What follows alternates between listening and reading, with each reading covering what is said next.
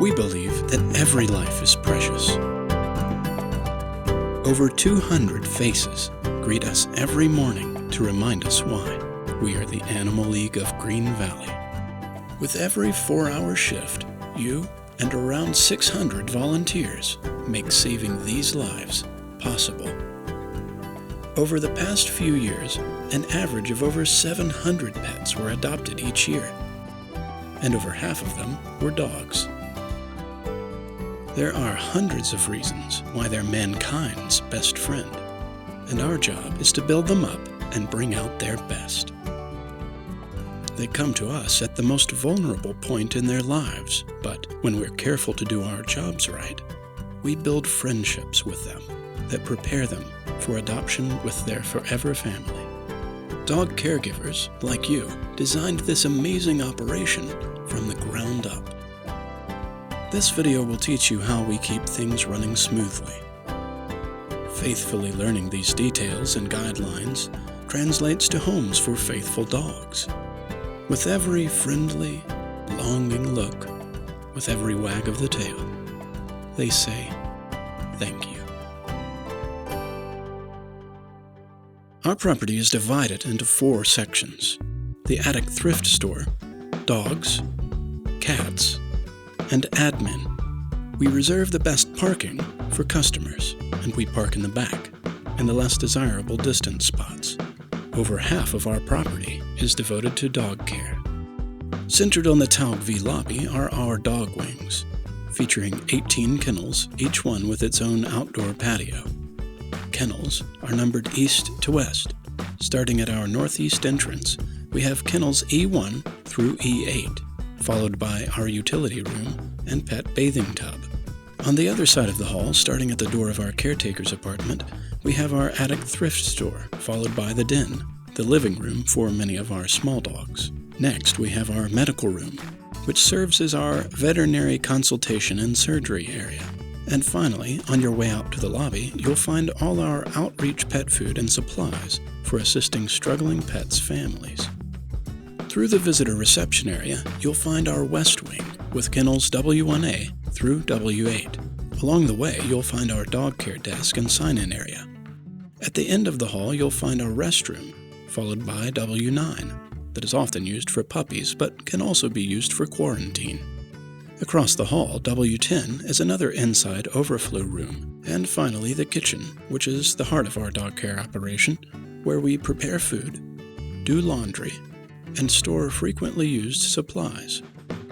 On the outside, we have another storage room, where we store bedding and dog food, followed by all the west wing patios and safety area. At the back entrance to the lobby, we have a large patio area where we typically gather for shift meetings. This is also home to our kennel maps and dog walking list. Next, we have all the east wing kennel patios and safety gates, followed by the veranda, with 4 covered, exterior-only kennels. Finally, 10 unpaved outside yards are ordered alphabetically, clockwise from the southern cleaning gate here. The dogs and yards are accessed through the safety gates around the perimeter. Although they are often called play yards, the dogs live in yards A through J full-time because we don't have enough room for all the dogs in the inside kennels. Each day of the week is managed by a different dog care coordinator. They coordinate all dog handler scheduling and assignments, all dog health and behavioral issues, feeding, incident reports, and everything that happens in between. We are open to the public every day of the year, except Thanksgiving and Christmas, from 10 a.m. to 2 p.m. There are 2 dog handler shifts. First shift works from 7 a.m. to 11 a.m., seldom dealing with the public. Second shift works during public hours from 10:30 a.m. to 2:30 p.m.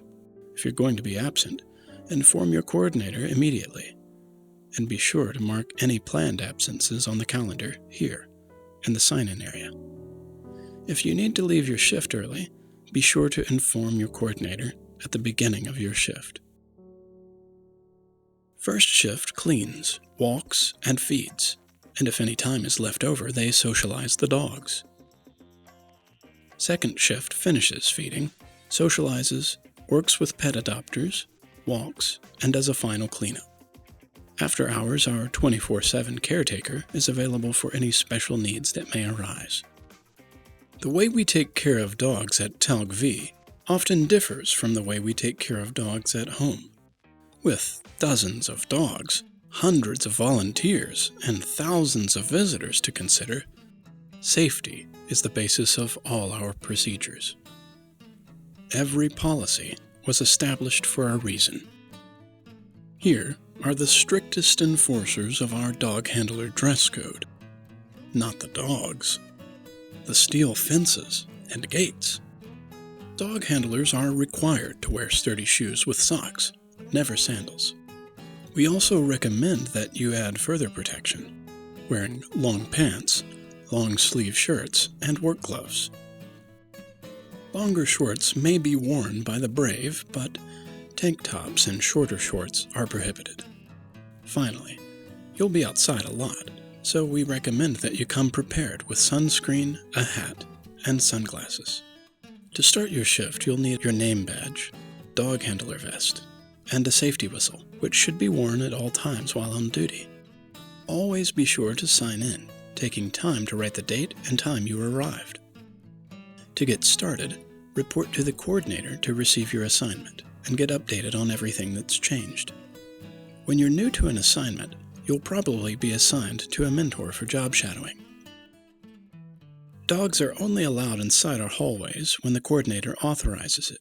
Dogs enter and exit their kennels through the safety gates, outside. Follow the procedure correctly, and there will never be an escape. Before opening a gate, ensure that all other gates to the safety area are closed. Only one gate should ever be open at a time. Also, only one dog or kennel mates are allowed in the safety area at a time. Even the way we open and close safety gates is important to prevent escapes. When opening any gate, always open it toward the dog for better control of the situation, but don't damage the snake gates by opening them inward. When closing a door or gate, check and double-check that it is securely closed, returning any locks or carabiners being used to secure it. Dog handlers only enter dog runs, kennels, or play yards on assignment from the coordinator. When you enter a safety area, dog run, or play yard, be very observant, locating the dog before entering and doing a critter check. Use air horns or water hoses to break up fights as necessary. Never use your body to break up a fight. Your whistle is the best way to call for urgent help. Regularly walk the fence to check for damage or holes in progress. To keep cleanup from getting out of hand, we continually clean the dog areas. Anytime you enter a dog area, scan it for cleanup and follow through. With hundreds of volunteers interacting with our dogs, it's important that we reinforce our dog commands by using a single, consistent vocabulary. Sit is obvious, but be careful not to confuse the other commands. Down doesn't mean get down, it means lie down. Off means get off of me. Leave it means ignore that food or ignore that dog. Watch means look at my face. Wait means pause while walking or leaving a room or kennel. Stay means remain in the current command. Every kennel is cleaned thoroughly every day. While the dogs are away from their kennels, walking, the cleaners are doing deep cleaning. First, the kennels are swept or vacuumed to remove hair and debris. Then the interior floors are mopped, and the exterior patios are hosed down. After this first pass, the cleaners sanitize the floors with a bleach solution. By the time the dog returns, the floors are clean and dried. The yards are also cleaned daily. Some shifts have a person designated to clean them, but often the person who walks the dog cleans the yard when they return from their walk. Poop is picked up and put in the metal can. Water buckets are cleaned and filled with fresh water. Igloos, bedding, and pools are cleaned as needed. The artificial turf and metal dividers between the yards should be hosed off periodically to remove urine. Soiled bedding is taken to the kitchen for laundry and replaced with something dog and weather appropriate. Report any holes or damages to the yard, fencing, or trees, and remove any hazards or foreign objects. Finally, we have to keep the hallways and all the other rooms clean too. Every day the halls, kitchen, bedroom, lobby, and other inside-only rooms are swept and mopped. Of course, accidents are cleaned up as they happen throughout the day. It's everyone's job to keep the area neat and clean. Cleanup is also a big part of signing out. Trash cans are located everywhere, and we need everyone to do their part to get all the trash out to the dumpster before leaving. Every dog wears a collar with a name tag and a TALGV ID tag. See your coordinator to replace any missing collars or tags promptly. The collar used for a dog's tags is not used for leashing. Every dog wears a choke chain when walking outside their enclosure. Based on each dog's walking capability, the choker is sometimes used in conjunction with an easy walk harness, or a 4-paws comfort control harness for smaller dogs. Dogs are leashed inside their kennel before proceeding to the safety area. First, command the dog to sit and stay. Facing the dog, form a P with the chain and slip the chain over the dog's head so that the choke chain is coming through the main link over the dog's right ear. Snug the chain up high under the jaw and back of the head. This is set up for a dog walking on our left side. Consistent leashing helps the dogs in their development and helps reduce stress. To use an easy walk harness properly, open the odd color buckle and slip the loop back over the dog's head, with the D-ring resting on the dog's chest. Then buckle the odd color strap under the belly behind the dog's front legs. Finally, attach the leash to both the choke chain and the harness in the front of the dog's chest. To use a 4-paws comfort control harness, slide the harness over the dog's head with the D-ring facing up and wrap the strap around the dog's chest. Then insert the buckle back through the nylon loop, adjust the length, and buckle the harness. Finally, attach the leash to both the choke chain and the harness D-ring on the dog's back. We walk the inside dogs at least twice a day, and the outside dogs once a day. The coordinator assigns which dogs are walked by which dog handlers. Before you get your dog, stock up on plastic bags and sign your name next to your dog's name on the walk list clipboard on the patio. You will only ever walk one dog at a time. Do not walk dogs near each other unless the dogs are kenneled together or your coordinator has approved the match. For safety and control, shorter leashes are preferred and retractable leashes are prohibited. Walk the dog on your left side with a short portion of the leash in your left hand, while securing the remainder of the leash in your right hand. Always keep 2 hands on the leash. We pick up any poop that we see when we're walking to protect our reputation and respect our neighbors' landscaping. Don't do any smoking or talking on the phone while walking.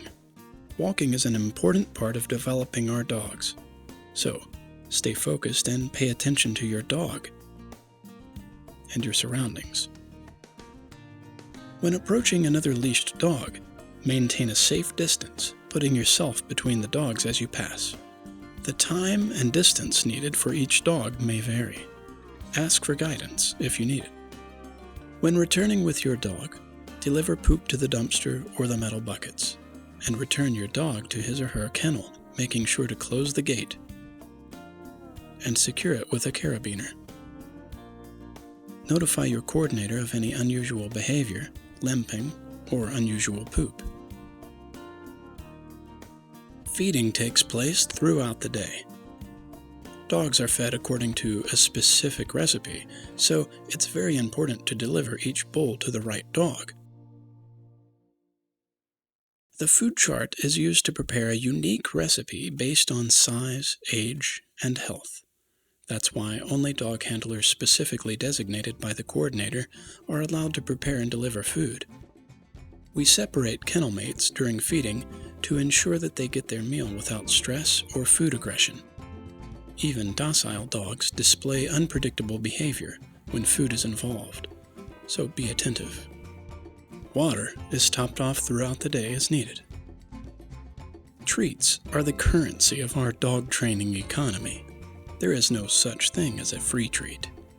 When the dogs realize that we all share the same resolve, our training works much faster and is more effective.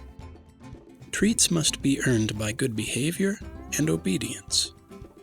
Treats are never to be used to gain favor or acceptance, except in certain circumstances, such as a very shy, scared dog, and only then when specifically instructed by your coordinator. Making dogs more adoptable is a very important aspect of our job as dog handlers. Be careful not to go against the message your entire team is working so hard to send by giving out meaningless treats.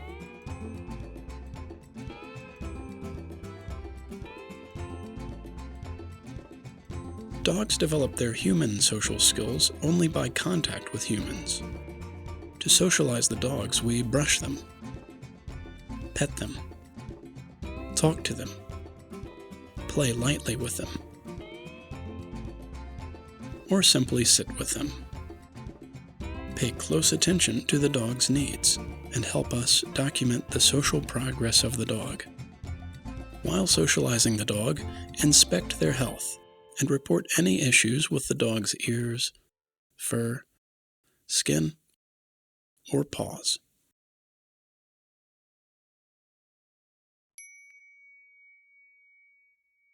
Another huge part of being prepared is knowing how to comfortably and knowledgeably work with potential dog adopters.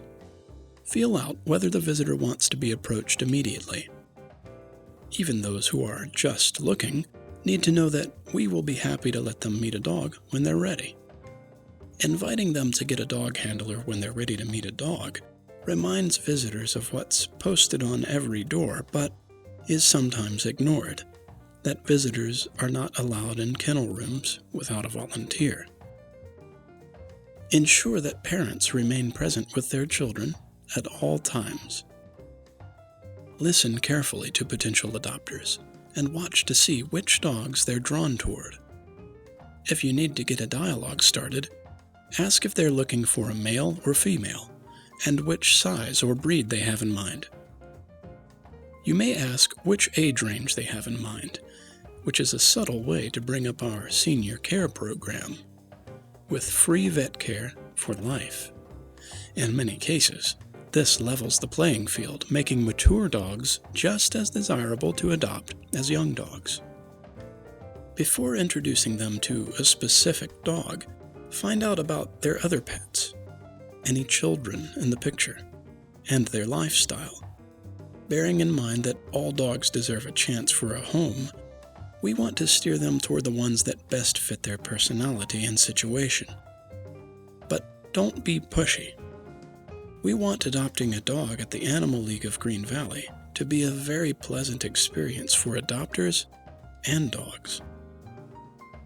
Help visitors get to know the dogs they show interest in. Share dog bios and other helpful information that you've picked up while getting to know the dogs. If the visitor narrows their interest to one or two dogs, get an adoption counselor involved to observe, discuss the dog's history in detail, and evaluate the qualifications of the adopter. Share any information you've learned about the adopter to help expedite the process. We recommend that potential pet adopters test the compatibility of their dog with the dog that they're considering adopting. To facilitate this, we often coordinate a meet and greet in the administrative wing to help the pet adoption process along.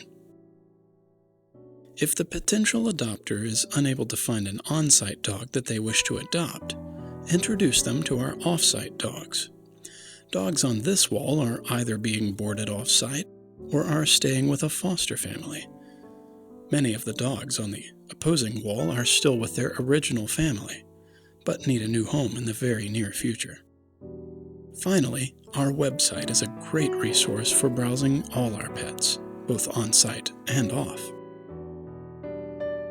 Before signing out, you'll need to report to the coordinator to let them know you're planning to leave and receive a quick end-of-shift assignment.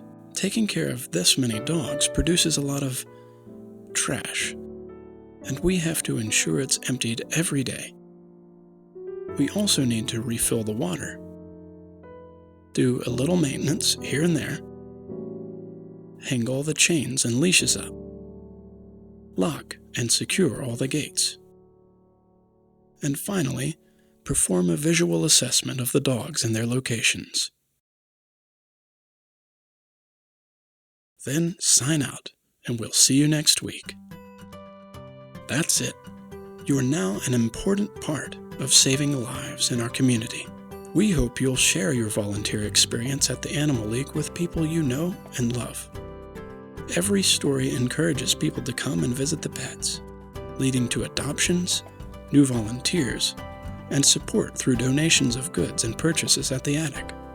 We are extremely grateful for your effort and time. With each wag of the tail and every purr, they say thank you.